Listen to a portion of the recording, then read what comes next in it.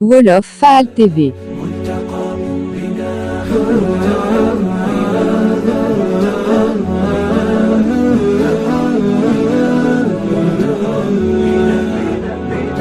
لاحت على تلك الربا أفياء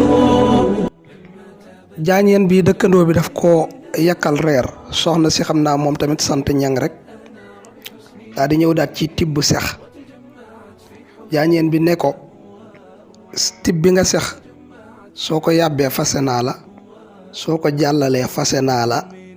soo ko téyee ci sa gémmiñ fase naa la léegi ñangeen bi muy soxna si nan lay def ba génn ci loolu maanaam nan lay def ba soxna ba kilifa gi du ko fase. لم يثنيه يأس ولا إعياء لم يثنيه يأس ولا إعياء لاحت على تلك الربا أفياء لما تبدى بالجمال